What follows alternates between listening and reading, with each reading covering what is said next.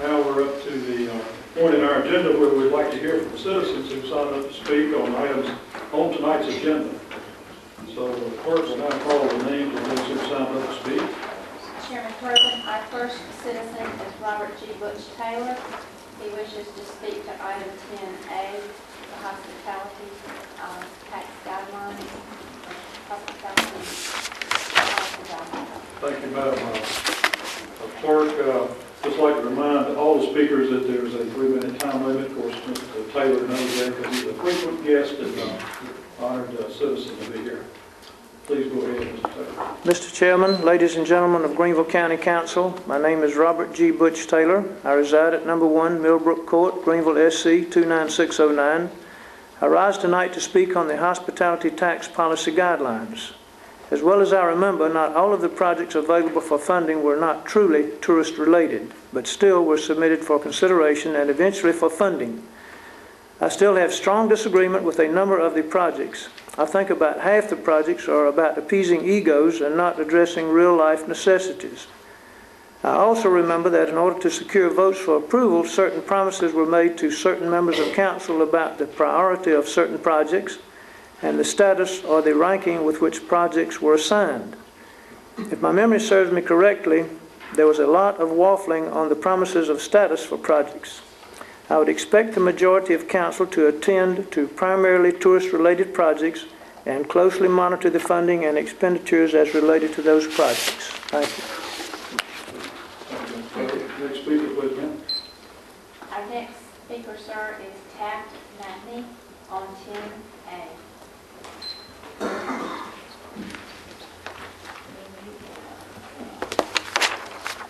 My name is Taft Matney, representing Conservatives in Action. I reside at 712 Nola Drive, Greenville, 29607. Mr. Chairman and members of council, in December of last year, this council passed a hospitality tax to fund and improve a number of county-supported projects directed at increasing tourism and tourism-related activities in Greenville County. Interest created by the hospitality tax plan's support and opposition even spurred the beginnings of legal action by a local citizens group, specifically Conservatives in Action. With the knowledge that only attorneys would emerge as the winners of this lawsuit and that the county's taxpayers would fund both sides of the suit, either through donations to bring the suit or through taxes to defend it, Conservatives in Action ceased its legal challenge to create a compromise acceptable to both sides. That compromise came in the form of a proposal presented by Mr. Trout on May 1st of this year. Mr. Trout's proposal offered a comprehensive approach to the oversight and accountability of Greenville County's hospitality tax fund distribution. Among other things, Mr. Trout's proposal institutes reporting details by tax revenue recipients to ensure compliance with SC Code Section 6-1-730. It establishes reporting guidelines, designates the county's office with oversight authority, establishes deadlines for compliance review, creates a grace period to prove compliance for tax recipients not initially found in compliance with SC Code Section 6-1-730, and establishes penalties for tax recipients not in compliance with SC Code Section 6-1-730. During last week's Finance Committee meeting, Assistant County Administrator John Hansley stated that there was no need to address Mr. Trout's proposal because the hospitality tax distribution guidelines he presented addressed Mr. Trout's concerns, and that statement is somewhat misleading. The distribution guidelines approved by the Finance Committee contain an oversight provision that briefly mentions program administration, states that projects must be eligible and that projects in Exhibit A of Ordinance 4079 will be prioritized based on readiness of the project, cash flow of tax dollars, and timing of issuance of certificates of participation. The guidelines add that recipients must submit quarterly reconciliations and risk suspensions of disbursements if they do not submit those reconciliations. Under those guidelines, hospitality tax disbursements will go to projects in Exhibit A of Ordinance 4079 when the money is in the county's coffers and if the recipients submit those quarterly reports showing when they spent the funds. In other words, under the current language, distribution oversight is minimal and accountability does not exist. Tonight you have an opportunity to amend the guidelines, and Conservatives in Action asks that you do just that. Each of you has a packet of information containing a copy of these remarks for your records and review. We ask that you don't let Mr. Hansley tell you what proposals you should and should not consider, and we thank you for your time and your work and dedication to Greenville County.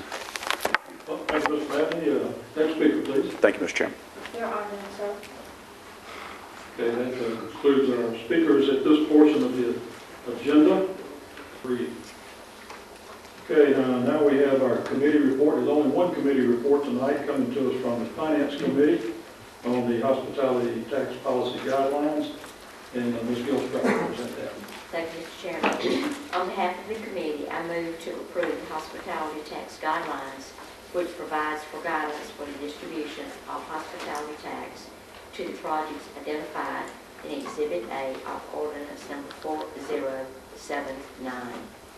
Okay, thank you, Ms. Gilstrap. Motion to approve the guidelines is on the floor. Is there any discussion? Mr. Trout. Yes, sir. I make a motion we send this back to the committee and put some teeth in it and put some accountability to it. And that's the motion I make for this policy. Thank you, Mr. Trout. Mr. Trout moves that we send this back to committee. Is there any discussion on Mr. Trout's motion? Hearing none, all in favor, please say aye. Aye. All opposed, say no. No. Mr. Trout's motion fails. Ms. Gilstrap's motion is on the floor to approve the policy. Any discussion on Ms. Gilstrap's motion? Yes. Mr. Trout.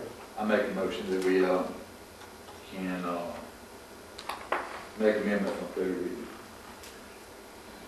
Motion be out of order because it won't be a third reading. It's just a policy vote if we vote one time on that. Ms. Gilstrap's motion is on the floor still for any further comments. Mr. Dale. Mr. Chairman, I need somebody to tell me what's the confusion on this. This is, I just heard that I had a packet of stuff and I don't know where the packet's at. Somebody else can answer that, but I will say it was discussed at length in the Finance Committee and voted in favor of about 5-0 for recommendation of approval by the Finance Committee. Any other council member would like to address Mr. Dale on this? I'm not aware of the issue. I didn't come to the Finance Committee and I hadn't seen the minutes of the Finance Committee meeting, which I doubt if they're out yet. But I mean, what's the issue? This has been working for a long time. Is there not an issue? Go ahead then. Motion is to approve, sir. Okay. Any further discussion? Hearing none, all in favor, please say aye. Aye. All opposed? No. The ayes have it, and the committee report is approved.